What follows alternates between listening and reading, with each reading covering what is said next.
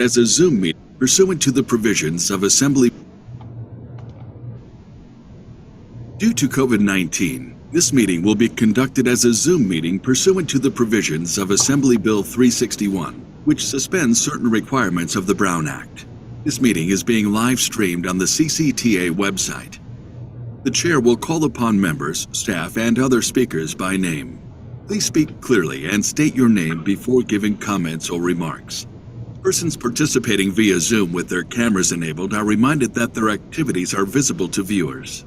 Members participating by Zoom wishing to speak should physically raise their hand and unmute their mic when called upon. Members should mute their mics when done speaking.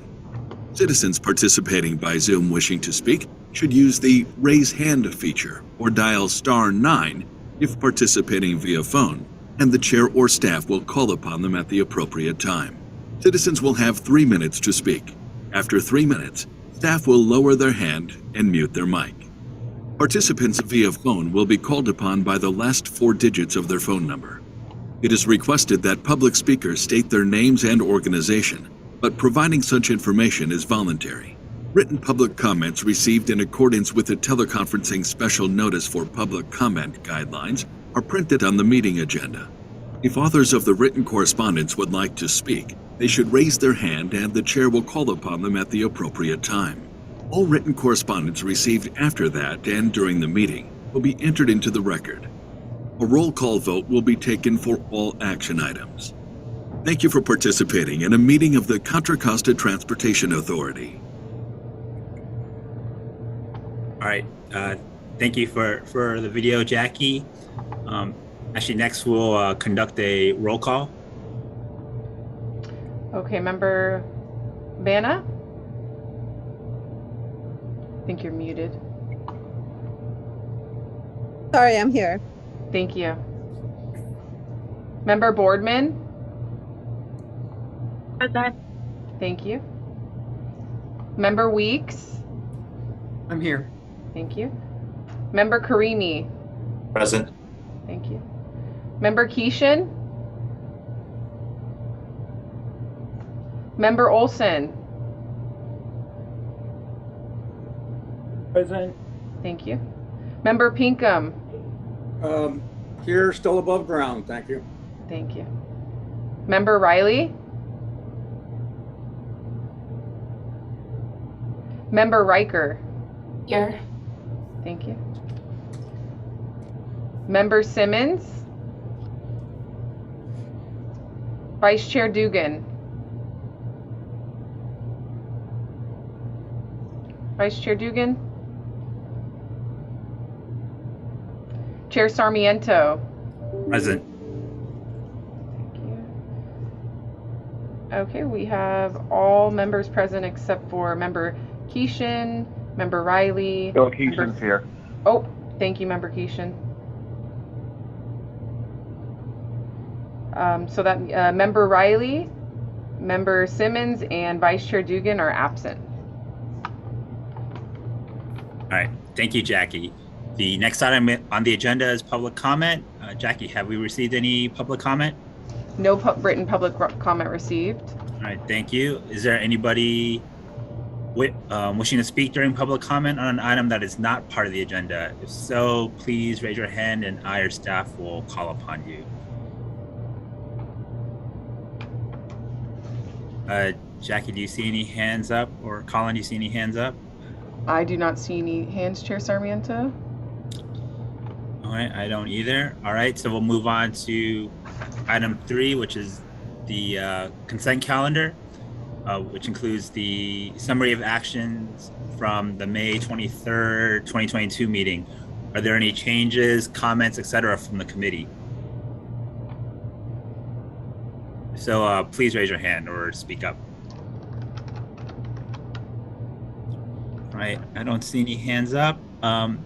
Anyone from the public like to speak on this item, please raise your hand. All right, I don't see any hands up. Actually, next I actually need a motion from one of the committee members in a second.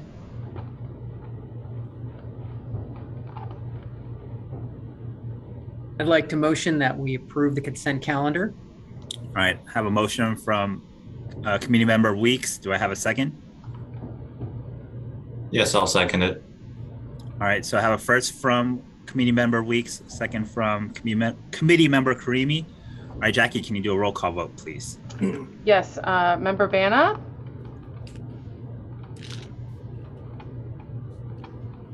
Yes. Thank you. Member Boardman? Aye. Member Weeks? Aye. Member Karimi? Aye. Member Keeshan? Aye. Member Olson? Aye. Member Pinkham? Aye. Member Riley? Member Riker? Yes. Member Simmons? Vice Chair Dugan? Chair Sarmiento? Yes. Thank you. Okay, motion passes unanimously with members Riley, Simmons, and Vice Chair Dugan absent. All right. Thank you. And before we actually move on to item 4 with the regular agenda items, I do like to introduce, we do have a new CBPAC member here. I do like to introduce Chris Weeks from the city of San Ramon to this committee. And actually, Chris, sorry to put you on the spot, but maybe if I turn it over to you for a second here, if you want to briefly introduce yourself to the committee here. Of course. Thank you for giving me the opportunity. My name is Chris Weeks. I'm the Transportation Division Manager over here at the City of San Ramon. I come here from Bishop Ranch, which is across the trail. I was the Transportation Director there for 10 years. Before that, worked for Google doing their bike program and other stuff. Worked for the Presidio Trust doing their transportation programs, and also UCSF. So I've been doing transportation work for a long time. In volunteer world, I worked with the Bike Coalition doing bicycle education and some of the Caltrain Bicycle Advisory Committee for 10 years. So regular cyclist, I'm on the trail every single day and on the roads every single day, and on the weekends also riding around. So I'm excited to have the opportunity to use my eyes in the field and come together with all you people here who have your hearts in cycling and pedestrian advocacy to move the area forward in a way that's safe and comfortable for all. So thank you for bringing me on board, and look forward to partnering with all you guys to make some great improvements and make the valley a much better place to ride and walk. All right. Thank you, Chris, and welcome. All right, we'll move on to our regular agenda items. Item 4A is an informational item to discuss the countywide bicycle and pedestrian plan implementation, including Vision Zero. This item will be presented by Colin Clark, CCTA staff. Colin. Thank you, Chair Sarmiento. Morning, everyone. So wanted to give a quick update on the countywide bike and pedestrian plan implementation from a project list perspective. So over the last many months, 6 months or so,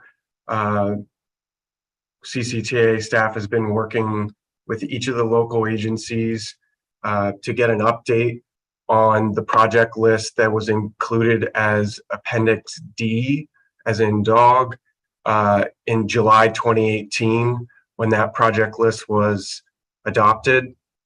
There were more than 300 projects in the original list, and based on generally what we're hearing from local agency staff at this point, the list is fewer than 200 projects approximately that are kind of left on the list that aren't necessarily completed, constructed, those types of things.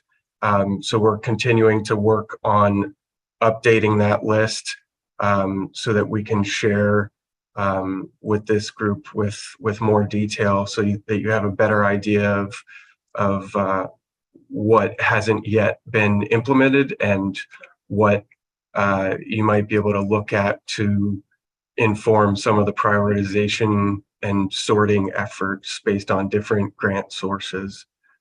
We're going to talk about later in this agenda, OBAG 3, the One Bay Area grant project status. So at that point, I'll also be talking about the countywide bike ped plan project list, because some of the applications are from that list. But I at least wanted to put this on the agenda to see if there's any other questions or updates that anyone wants to bring up or ask about.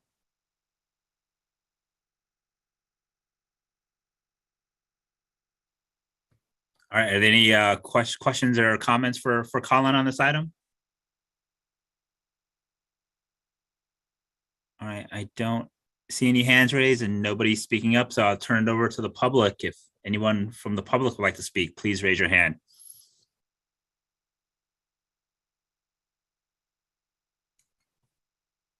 I don't see any hands up.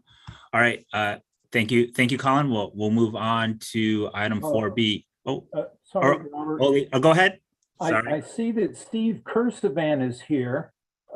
Not to put him on the spot, but maybe he could give us a report on the construction of the McCollum Aqueduct Trail Bridge, which is on the countywide bicycle plan to be constructed. Steve, you around? Can you hear me? Yes. So you don't want to put me on the spot, but you're going to do it anyway. Yeah, you got me. Okay. It's all proceeding very, very well. The marriage with Caltrans is nice and healthy. They've allowed us access to the median island. We've had some detours without any complaints, no dust complaints, and everything is going completely per schedule. So I don't have an idea of whether we're ahead or behind. Well, I'll put it this way: we're not behind. But I don't have an idea of, when are we going to ride our bike across this thing? And I hope to be the first one, although I would fully be willing to let Oli be the first one. So anyway, nothing bad to report, and all seems to be going well. We meet every Wednesday and going very, very smoothly. So thanks for asking. Yeah, thank you for that update, Steve. Any other questions or comments from the committee members or the public? Hey, Robert, this is Chris. Yes, Chris. Hey, the project I asked you about that was at that section of Camino Ta Sahara at Palisades? There was the connector between the two counties there that needed a road improvement. And I'd never really heard what was going on with that project. Just curious if that was in the plan and if it's something that maybe Colin knows anything about. Do you know that section? Yeah, and actually, I guess I'll turn it over to Colin first. I do see Jerry Fahey from County Transportation Engineering is also on the call, so he may be able to provide some input as well. But I'll start with Colin first.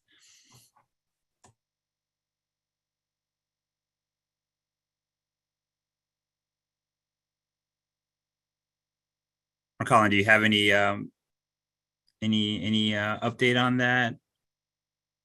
Yeah, so MTC and the Alameda County Transportation Commission, CTA, are coordinating with us at CCTA on a project that's related to that area. I'm not sure if it's exactly the same one that Member Weeks is referring to, but I'll certainly reach out so that we can coordinate further before MTC kind of finalizes its regional active transportation plan network. All right. Thank you, Colin. And Jerry, if you have any updates on the Camino Ta Sahara project, if you could speak on it. And if Jerry is not available, Chris, I could follow up with you offline with this project. My apologies for not getting back to you earlier, but Jerry, if you have any updates. Yeah, excuse me, I'm not sure which section you're looking at, but we are working with Dublin to realign the road that connection down there to provide a 4-lane facility. It's in our design division right now. I really don't have an updated schedule, but it's in process. It's fully funded. Excellent. That was the thing I was curious about specifically. It's just that that section, there'll be a lot of grateful cyclists once that's done. So hadn't heard where that stood. So thank you both for your information. And Colin, yeah, if there's anything interesting that you want to share with me, be happy to get on a call or email or text or whatever, just to stay on top of that. Thanks. All right, any other questions or comments on this item? All right, hearing none, we'll move on to item 4B, which is an update on the One Bay Area Grant OBAG Cycle 3 program and call for projects. This item will also be presented by Colin Clark.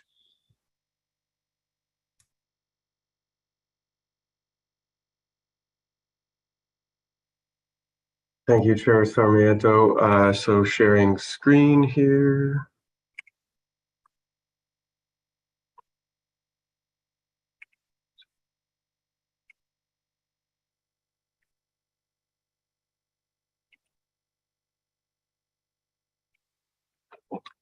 So just a quick update on OBAG 3, and happy to take questions afterward. So from an active transportation and safety program perspective in Contra Costa, the One Bay Area Grant Cycle 3, OBAG 3, there's been 29 grant applications in addition to the countywide Safe Routes to School programmatic application, in addition to the Smart Signals component of the OBAG 3 program for Contra Costa.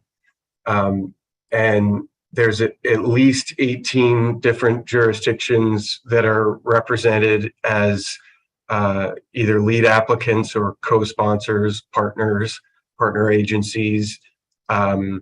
There's almost a dozen joint projects that involve working with multiple agencies, and most of the project types tend to be focused on head bike or trail or transit improvements. And in terms of the nomination amount from the authority's review panel to the authority board for consideration for nomination to MTC to ultimately decide what gets funded at the 9-county regional competitive level. There's a $25 million nomination amount anticipated. And so the funding amount that MTC would award is likely to be lower than that amount. But the total ask countywide in Contra Costa is $111 million. So you can see that the program is very, oversubscribed, and there's quite a bit of demand here. And so over the next week or so, we'll be working closely with our review panel members, 4 of which are on, this committee, 2 of which are from the technical coordinating committee, and working closely with you all to help review the applications and put forward a very competitive package in terms of a proposal for MTC to consider at the 9-county regional level. Let's see if there's one other. The update on the programmatic Safe Routes to School portion of that grant application with the Contra Costa Health Services, public health folks, and CCTA being the lead applicant. The idea is that the application would cover all schools countywide, 274, almost 170,000 students, and so that's one update from a programmatic side, and happy to take any questions before we get into the LRSP conversation. All right, thank you, Colin. Are there any questions or comments from the committee members on this item? Please raise your hand or speak up.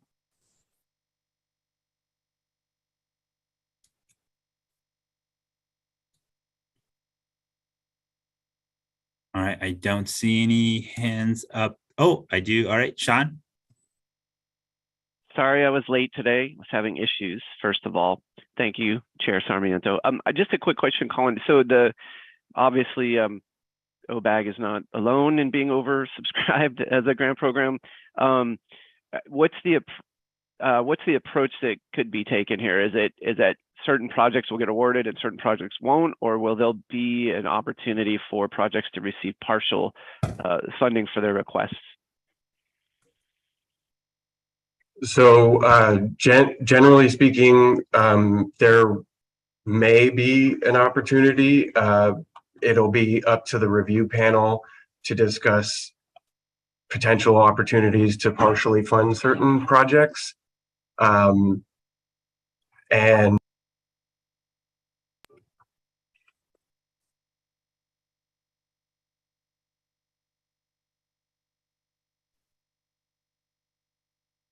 let's see. And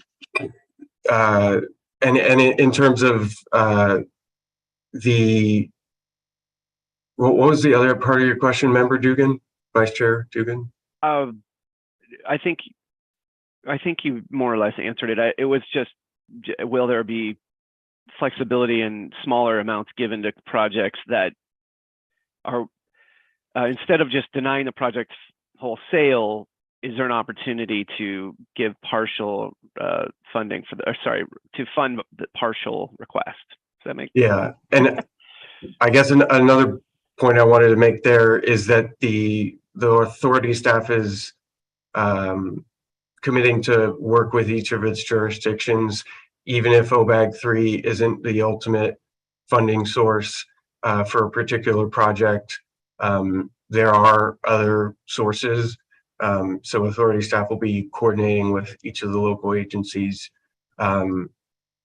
especially, the projects that are, good projects that score well and rank well, but unfortunately don't make the cut, so to speak, in terms of the review panel's list that makes it to MTC for the regional competition. But there are other funding sources, and one of the opportunities that we can talk about later in the agenda today is item 4D, is the Safe Streets and Roads for All.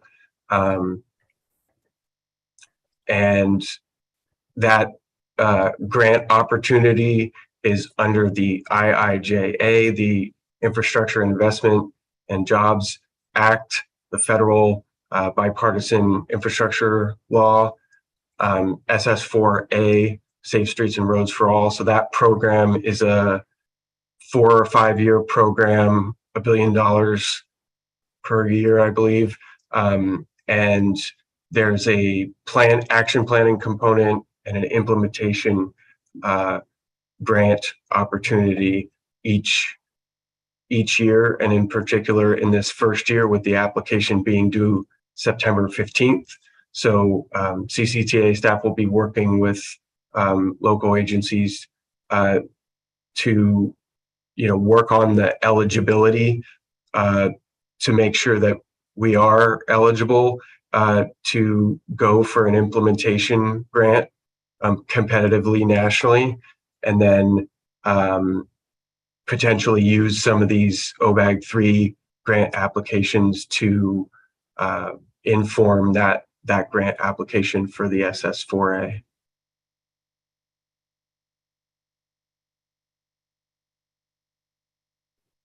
All right, Oli, I see your hand up. Yeah, I would like to respond to Mr. Dugan's request for information about the scoring process. I am one of the scorers. We have a very complex 75-point scale. We don't have a lot of ability to say yes or no. It's a lot of check boxes. There's very few points for being able to say this is a good project, even though it doesn't check all the boxes. I'm trying to follow the rules on scoring. We're going to have a meeting this Thursday and and discuss the rankings. But MTC created this scoring system that doesn't leave us a lot of room to at any rate. Sorry. Thank you for putting up with my diatribe.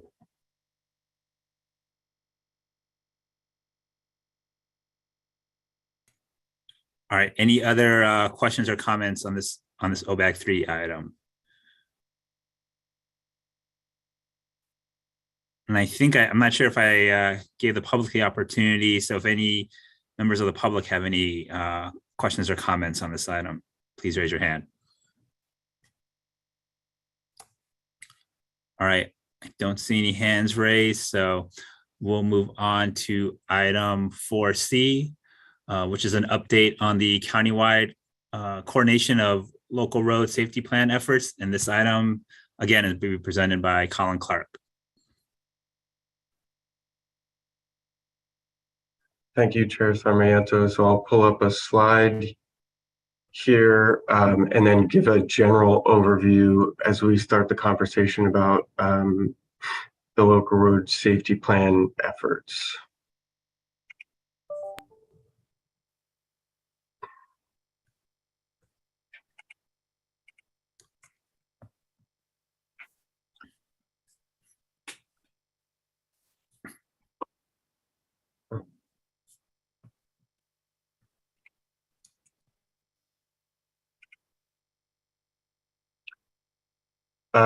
So this has been, something that's been ongoing for the last few years. We have, I think, each of the jurisdictions in the room today to help with the conversation regarding local road safety plan status. In particular, the LRSP is a requirement of the OBAG 3 grant funding opportunity.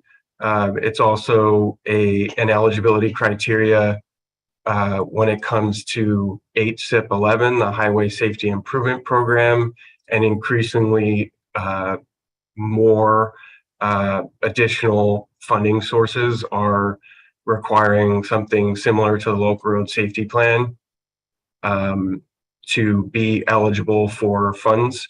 And so when it comes to OBAG 3 from the Contra Costa perspective, for example, there are some jurisdictions where the LRSPs may have already been completed. And in the case of the SS4A grant opportunity coming up on September 15th, in order to be eligible for implementation grant funding, there are certain checkboxes that need to be met from each jurisdiction in terms of having a comprehensive safety action plan, a CSAP. And so there's certain criteria for compliance from a US DOT perspective that would then allow a local jurisdiction to apply for an implementation grant in year 1, 2, 3, 4, 5 under the SS4A program. And so as it stands today, July 25th, there are very few jurisdictions in Contra Costa that meet all of the requirements of the CSAP, the Comprehensive Safety Action Plan, from a US DOT perspective. However, the authority is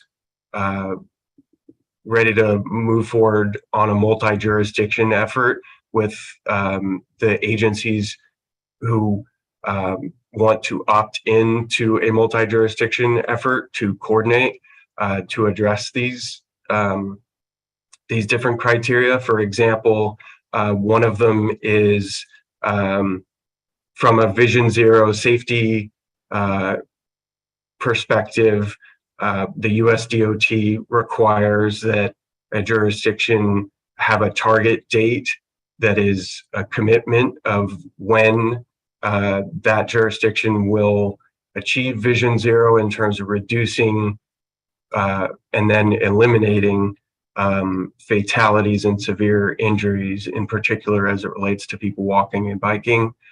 So, you know, some of our jurisdictions have local road safety plans or the equivalent thereof that have already been adopted, and that's great. In terms of moving forward, authority staff is working with each of the agencies that may need some assistance to get into compliance with not just the OBAG 3 requirement for addressing equity and addressing the safe systems approach to developing the project list, but also addressing the SS4A CSAP requirements. And one of the opportunities as part of this is there's a new tool which is listed later on the agenda today, but generally speaking, it's bayviz.mysidewalk.com. So there's this new tool that the authority has been working closely with MTC to develop as a regional safety data dashboard and mapping planning analysis tool for safety and Vision Zero efforts. And so as part of the multi-jurisdiction effort moving forward, CCTA can use this new tool to help you know, augment and supplement what analysis has been done previously with, you know, other data sets or earlier data sets.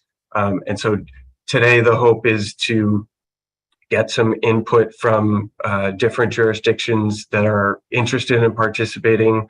For the most part, as I've met one-on-one with each of the jurisdictions, every single jurisdiction has mentioned interest in moving forward, and what that means in terms of next steps is committing to a potential local match amount, so that MTC, who has committed to somewhere between 600 and 700K for Contra Costa jurisdictions to help CCTA and its jurisdictions address both the LRSP requirement and the CSAP requirement simultaneously. And so each of the jurisdictions have the opportunity to opt in to this multi-jurisdiction effort and then provide a local match to those MTC funds that address each of the jurisdictions. John, Director Huang, did you want to add anything else before we continue the conversation? Thanks, Colin.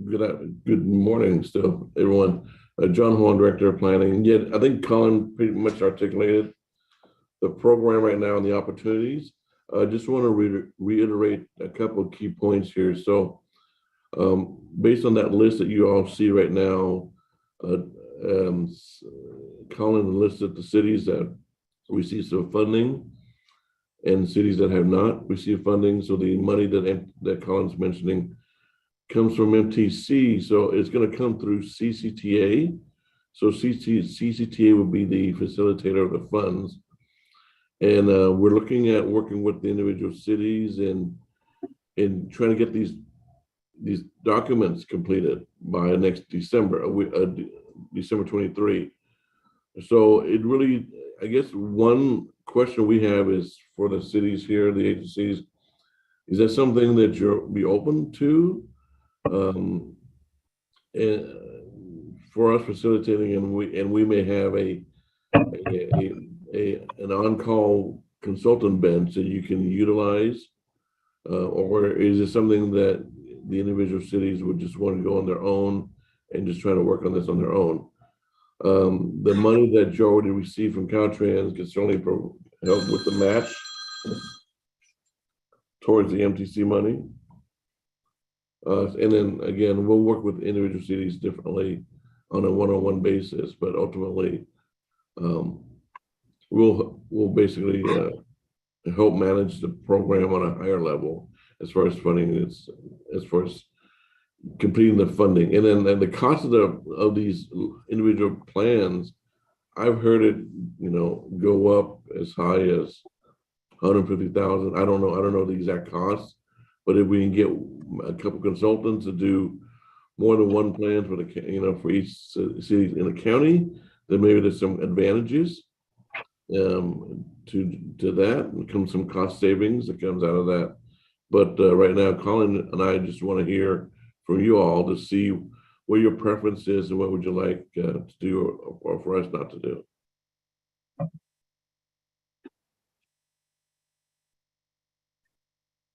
All right. Thank you, Colin, John, for that update. Have any hands up from committee members? I do see one hand up from committee member Bana. Yeah, please. Thank you. Thank you for the report. I have two questions. One, can I have a map of the roads in Richmond that are being worked on so I can share it with the community and update them? Second, what is the share of El Sobrante? San Pablo Dam Road has had fatal accidents in the past, multiple. It's one of the unsafest roads in the county. Any allocation for that? Thank you.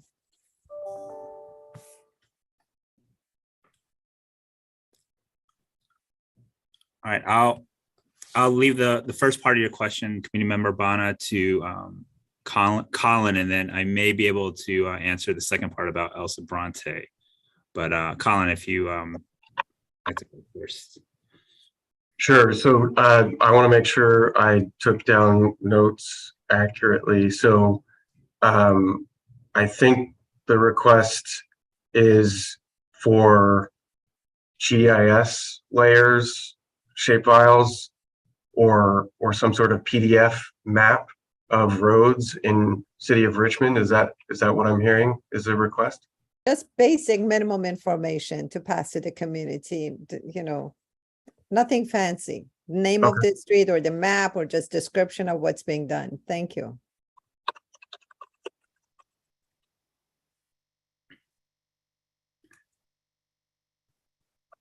And committee member Bana, my apologies. Could you ask that second question again? I know it had to do with El Sobrante. What is the share of El Sobrante in making it safe? Okay, El Sobrante, and actually I'll start with a response, and if Jerry Fahey is still online, he may also provide some additional information. So El Sobrante is, in the unincorporated Contra Costa County, and as Colin showed on the PowerPoint slide, we did recently adopt a Vision Zero action plan, and that does, it did review the El Sobrante area. And if I unfortunately can't pull up the Vision Zero plan right now, but I think they're in the Vision Zero action plan. There are, I think, some proposed projects out in the El Sobrante area. And what I could do, committee member Bana, let me, I'll go through the Vision Zero action plan and, find, analysis and projects that, that proposed for the El Sobrante area. And I could, provide you that information so you could see what we have proposed for the El Sobrante area. And thank you. Yeah. The residents have been asking for a pedestrian hybrid beacon for a long time. That's the least we hope to get. Okay, so yeah, I'll look into our Vision Zero action plan, then I'll follow up with you. Jerry, I don't know if you're still online, if you have any additional input to committee member Bana's question. Sorry, I heard my name, but I didn't hear the question. It's regarding El Sobrante, and I'll have committee member Bana ask the question again. Any share of budget allocated to El Sobrante for making San Pablo Dam Road safer? We've had many fatality accidents, both pedestrian and vehicles. In a very long stretch of the road, there is no a signal for pedestrian to cross. So we hope to get at least one pedestrian hybrid beacon. The quick answer is there's no money currently programmed for it, but we applied for an ATP grant for those crossings. So we're hoping for success in that. We've also got, we're looking at a road diet on segments of San Pablo Dam Road as well. And then lastly, just pavement rehab. So all three are kind of in process and unfunded. Okay, thank you. All right, next committee members, and I see up is committee member Boardman. Thanks. Okay, so just to clarify, this is a question for Colin. So the comprehensive safety action plan, the requirement that goes above and beyond the California LRSP is that there is essentially a time commitment of, setting a goal by X date, you will get rid of all your killed and severe injury collisions, or what was that precisely? Is it just that statement? No, there's a whole list, checklists to go through. That's just an example. Another example is, for example, having an ongoing working group that is designated formally as a Vision Zero working group type body that meets with some regularity and is responsible for the oversight and implementation of number one, prioritizing projects, and number two, monitoring the progress toward reducing and eventually eliminating fatalities and severe injuries. So go ahead. Yeah, so then based on that, have you spoken with a consultant or any consultants about trying to estimate a fee for the additional services that you would expect would be needed for each agency to bring their LRSP up to the safety action plan acceptable level? So that is one of the next steps that we would like to take.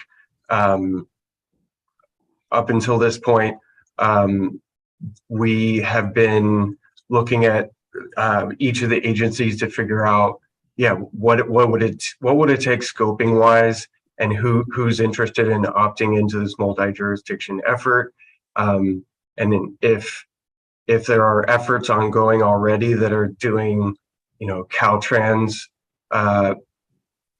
grant expenditure to do the LRSP, are they already addressing the equity and safe systems approach for OBAG 3 compliance and eligibility? And then on top of that, yes, the SS4A CSAP criteria as well. We have the CCTA issued an RFQ, a request for qualifications for a consultant bench. It was at the planning committee on July 6th and at the full board on July 20th. And then it was issued through the Planet Bids portal on July 21st. So that bid is ongoing out there now, so feel free to distribute it.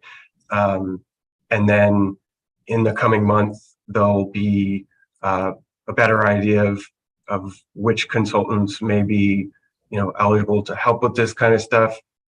And in the case of some jurisdictions, they haven't started any of the outreach and engagement, but in other jurisdictions, they've already done a lot of that. heavy lifting. So there's no intent to, duplicate efforts that have been done already, just to be clear. Okay, thank you. Okay, any other committee member comments before I move to the public? This is Chris Weeks. Just stepped into my role here, and one of the things that I have on my plate is the creation of a Vision Zero working group and kind of a look at creating a Vision Zero plan for the city of San Ramon.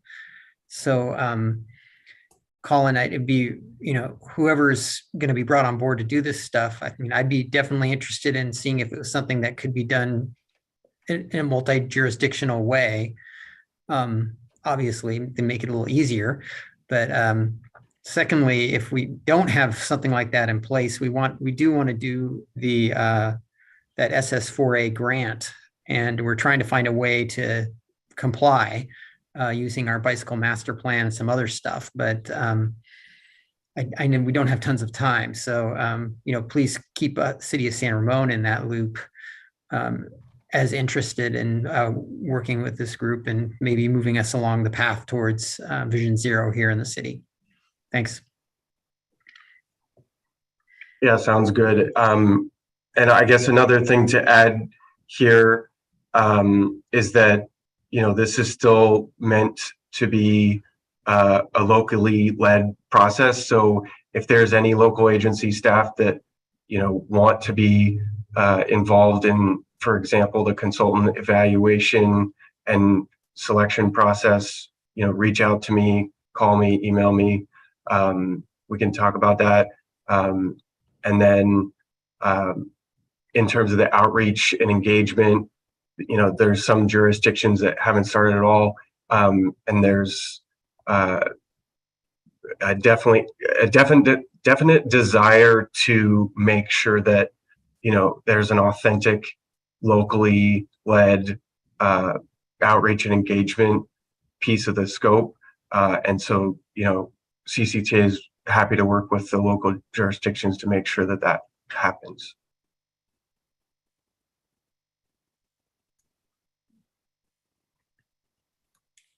All right. Any other committee member comments? All right. Hearing none, we will move on to members of the public. I do see a couple of hands up. At least first, I guess according to the windows here is Patrick Phelan. Patrick? Thanks, Robert. Yeah, this is Patrick from the city of Richmond. I just wanted to mention to Colin that Richmond completed our local roadway safety plan. It was approved by City Council last week, and just want to know if you want us to just send you the plan or how we can let you know.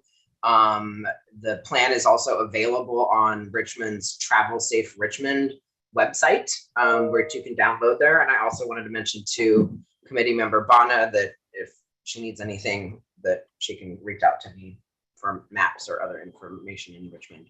Thanks. Thank you very much, Patrick. I will. All right. Next is Sean Knapp. Sorry, did you want me to respond to Patrick? Oh, sorry about that, Colin. Yeah, go ahead. My apologies. That's okay. Patrick, thank you. So yeah, if you can email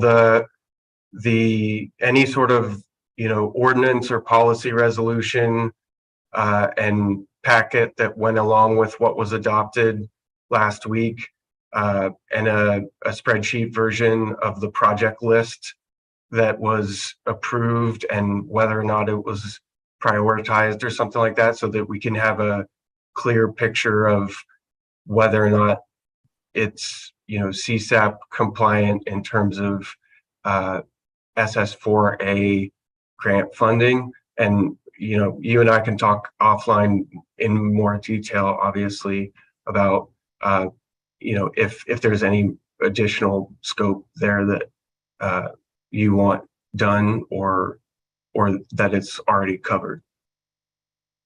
Great, thank you. All right. As I mentioned a second ago, next, Sean Knapp. And thank you. So that these comments or questions are directed to Colin and John.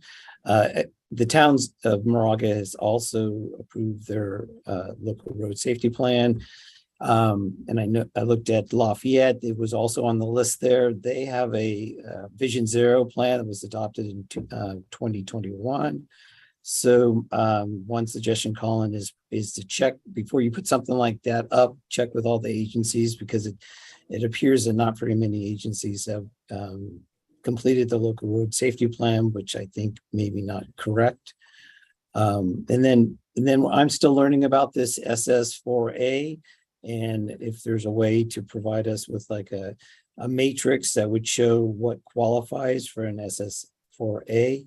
I'm trying to understand what the perspective of the CCTA and how you're promoting this, and what the benefit would be for the local agencies. So as I mentioned, we have a local road safety plan adopted. Our community is very interested in implementing these projects, and not so much as doing another study. They're really looking at how can we get funding to do these projects, and we applied for OBAG 3 funding, which the projects were identified in the local road safety plan, and the community really wants kind of action, not more studying of safety issues. And so we, like I said, we identified a number of issues, and we want to move forward and looking for funding for that. And so my concern is, more and more studies is not really going to gain much traction versus actual projects getting funded. And so I saw on the SS4A website, I was looking at it while we were talking, they could fund projects, but not, if you already had a approved plan, they could actually fund projects, and that would be of more interest to us, that we actually fund projects and not study safety issues more. And so looking forward to talking offline how we can move forward. And if you have a matrix of what would qualify a plan, SS4A plan, or by utilizing what we already have. If we have a Vision Zero plan, or we also have a local road safety plan in place.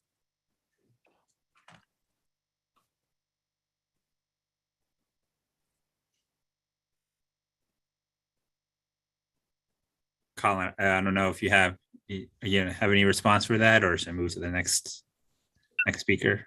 Colin, can you kind of respond to that, please? Yeah, there's a lot to unpack there. City of Lafayette in November of 2021 adopted an ordinance to prioritize safety over speed. They did not yet, as part of that, adopt a local road safety plan. That's an effort that started afterward. And yeah, just let us know in terms of the town of Moraga. We can meet offline and better understand where you are in terms of scoping, because and there is a checklist on the SS4A website from US DOT, so we can chat through that. I just want to add to what Colin mentioned. So Sean, what I heard from you is the what type of projects qualify for SS4A, and then certainly you can see on the website, and Colin, you can talk to Colin offline. Our intention here at CCTA was that all the projects, construction projects that applied for OBAG 3, if those projects doesn't get funded or selected for OBAG 3, we'll certainly work with the cities to see if SS4A is an option, because SS4A applications due pretty shortly in, I think, September, right, Colin? So it's coming up pretty fast. So the intention, our thought was that a lot of the description and application information is probably comparable to the SS4A application as to what OBAG requested. So you can recycle a lot of that information for the SS4A. Here at CCTA, we've been tasked, Colin and I have been tasked to help the cities try to get funding, pursue SS4A. So we'll certainly talk to anybody offline if you're interested. Yeah, so thanks, John, for following up on that. So yeah, I was trying to understand what CCTA's role is with the SS4A, because, like I was mentioning, we'd like to go from, we did the studies with the road safety plan to go into actually get projects done. That's our priority at this point. And the hope is that we don't have to do more studies, that we could, utilize our road safety plan to get funding for the SS4A, and understanding what the difference is between the two programs would be helpful. So if there is something that we have to do, that we can quickly, achieve that, so we can get into the applications for funding. And then how would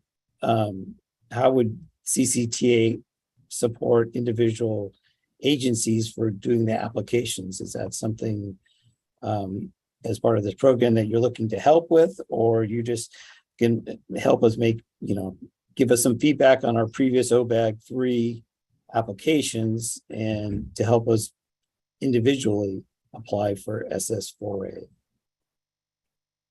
So in the case of Town of Moraga, it sounds like the local road safety plan was adopted, but it's not necessarily yet a comprehensive safety action plan from a US DOT perspective for funding eligibility for implementation. And so that's what we want to work with you all to be able to address that. So for example, one of the criteria on that checklist is committing to a policy of Vision Zero and a target date. So assuming that Town of Moraga doesn't yet have that, it's those types of things that we can coordinate on offline to figure out specifically what Moraga needs to be eligible for an implementation grant. All right, thank you.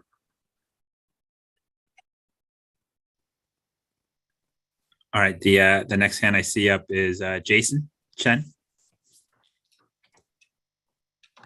Hello, thank you. This is Jason Chen, representing City of Clayton. And Colin, just real quick on the status sheet, Clayton has not started the LRSP. And then the rest of my comment is to respond to both John and Colin's question about city's interest. City Clayton is very interested in participating in the authority-led effort to help us complete the LRSP. So want to give that feedback, and we're also very interested in participating in the authority's effort to help us complete a plan that will be, that will satisfy the SS4A requirement. So the comprehensive safety action plan. So we appreciate the authority taking a lead on both of these, and just want to let you know that we want to participate. Thank you.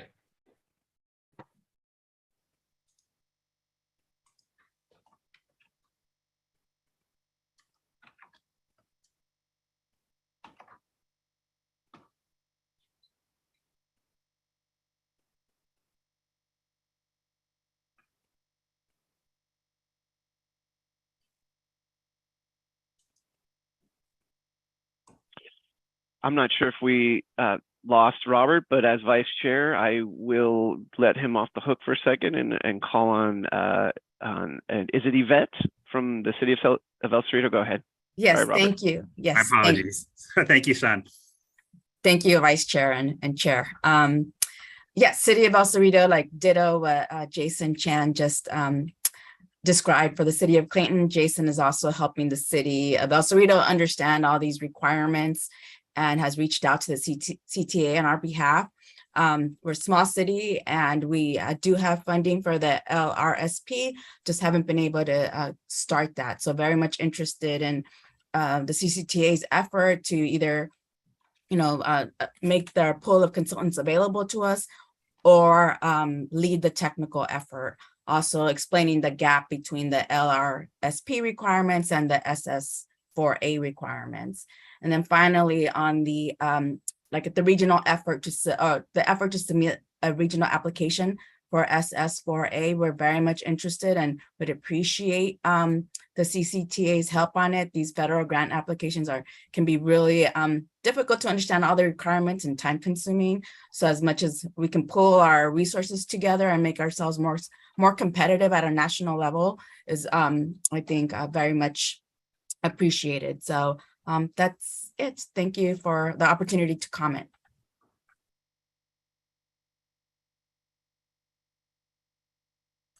All right. Any other comments from the public or committee members?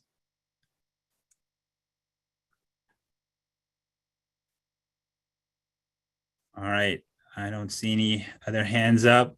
So, all right. Thank you. We will move on to the next item, item D, which is a grant funding opportunity for the Safe Streets for All program, and Colin will provide an update on this item.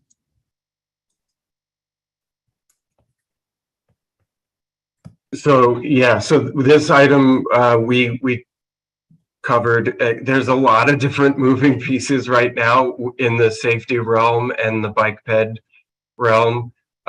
So there's a lot of overlap and a lot of coordination that's going on right now.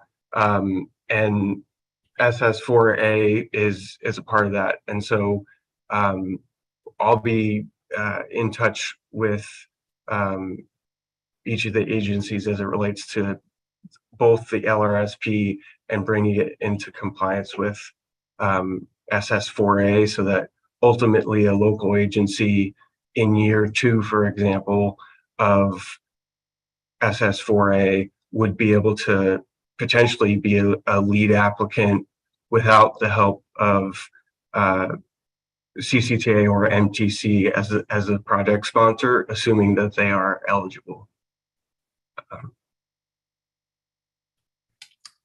All right. Thank you, Colin.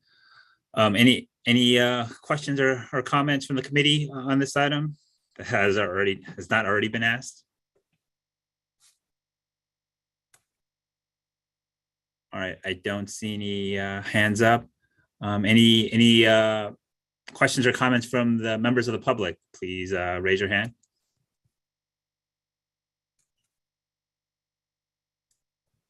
All right, I don't see any hands raised. So thank you, Colin. We'll move on to item E, which is the Regional Safety Data Dashboard and Interactive Map Tool. And Colin, if you provide an update on this item. Thanks. So this is the item, the Regional Safety Data Dashboard that I mentioned, called BayViz for short. So MTC and CCTA have been working together to build a tool that is specifically intended for local agency staff to be able to use for safety analysis, planning analysis, and project development from a Vision Zero and bike ped safety standpoint. So bayviz.mysidewalk.com is where you can access that tool, and that is one of the things that'll be included as part of the potential scope for the multi-jurisdiction effort to use that tool.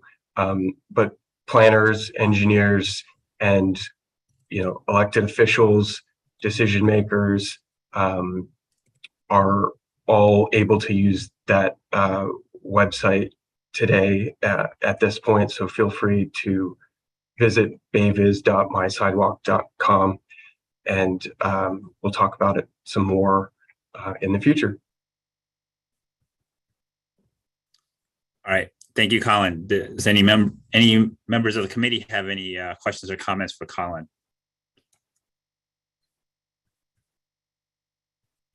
All right. Don't see any hands raised.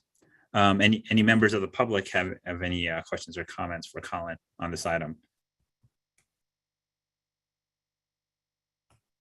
All right, not seeing any. We'll move on to item F, which is an update on the regional Vision Zero working group by MTC. And this, Colin, again, present an update on this one. Provide an update on this. Thank you, Chair. So this item will be a follow-up email after this meeting, and it's also related to the BayViz tool and giving you some direct clickable hyperlinks to get you to the different parts of the tool that will allow you to build a custom dashboard at the local level. And so I'll follow up with an email so you'll all have access to that. All right. Thank you, Colin. Any comments from the committee on this item? Please raise your hand or speak up.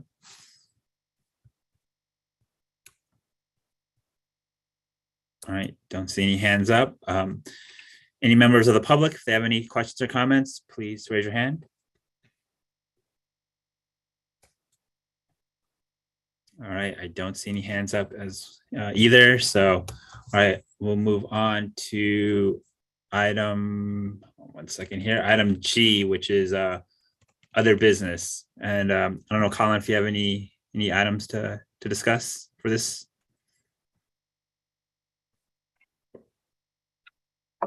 I think this time around, most of our staff time has been spent on the OBAG 3 program management. There's a lot going on right now, and including the LRSP compliance and moving into SS4A. So that's the main kind of next steps moving forward. And each of the jurisdictions, if anyone didn't have a chance to chime in today during this meeting, please feel free to set up some time and schedule some time, and we can meet one-on-one separately offline. All right, thank you, Colin. And I realize with item G, you know, other business actually should be open up to all committee members. So if any committee members have any other updates for that they'd like to share, you know, please feel free to speak up.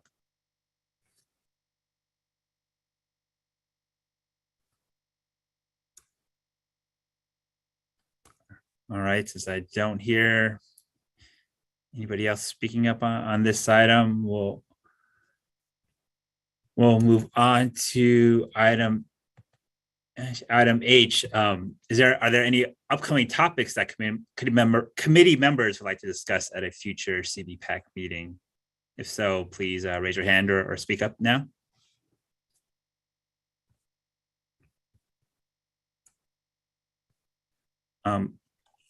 Is that a hand up, Vice Chair Dugan? Sorry. I wasn't sure. Okay, go. Thank you. No, I did have my hand up. I think we had discussed this just with Colin and you, Robert, but I think it's worth having a discussion on what various cities are doing in the county in regards to commercial e-mobility devices such as e-scooters and other e-bikes, and kind of understand, you know, Bird and or Ride are kind of in the mix with a few different cities. I think it would be good to have a discussion on how that's going or what's planned. Okay, thank you, Sean and Colin. Yeah, maybe if we could add that at the future agenda item. Any other? Okay, Oli? Yeah, Ole Olson, member of the public, thorn in the side of staff everywhere. I'd like to hear a report about how long it's going to take to get bicyclists off the segment of Highway 4 in Concord between the Willow Pass Road interchange and the Port Chicago Highway interchange. It looks like the city of Concord and their master developer of the former Concord Naval Weapons Station are at loggerheads, and I fear it's going to be a long time before the city of Concord's development is going to get bicyclists off that segment.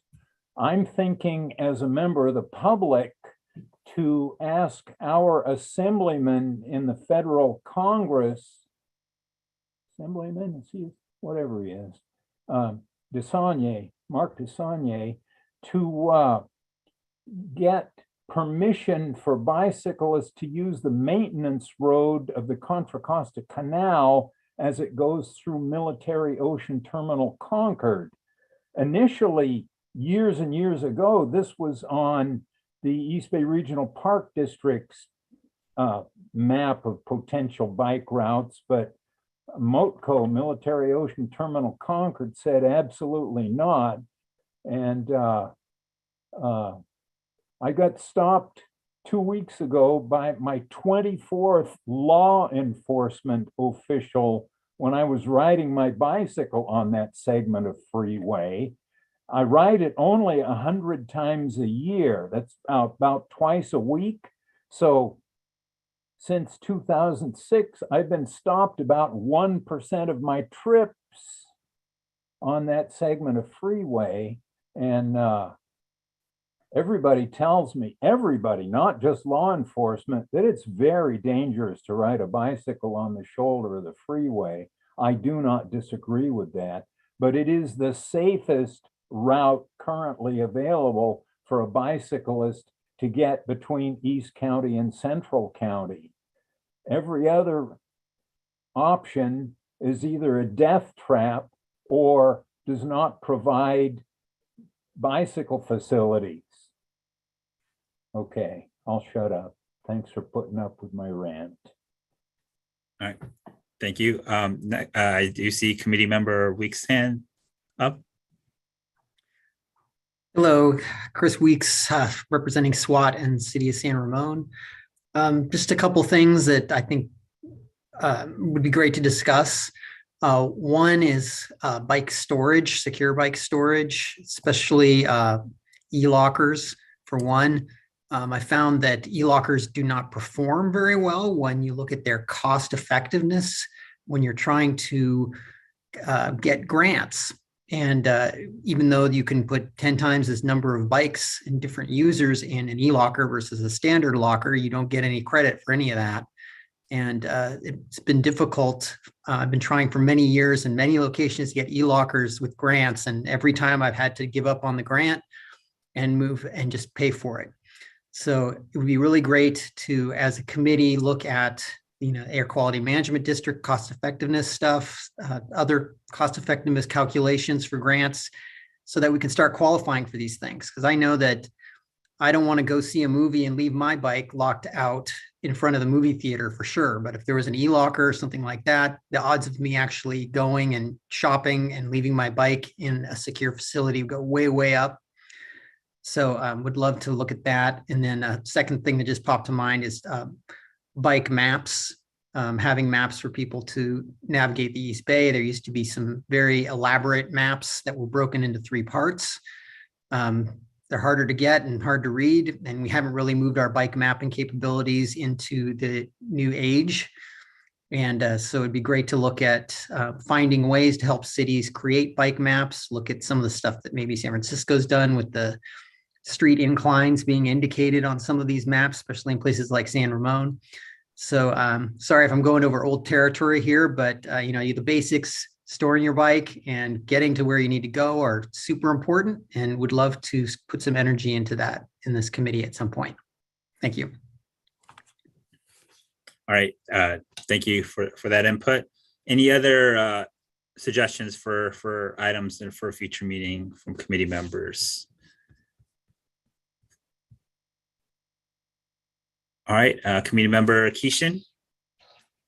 Yes, I think it'd be great to get an update on the intelligent signals, and really maybe make it a plan that the entire interconnection points, on some of these major trails have the smart signals for the bicycles, and what we can do to kind of make that a goal.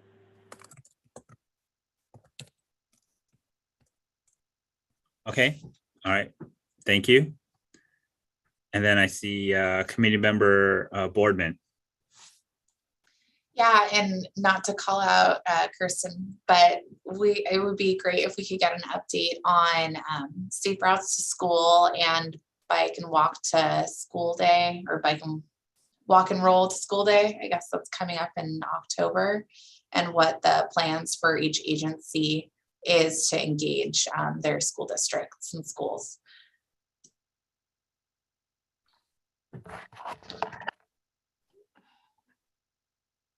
I can just quickly respond.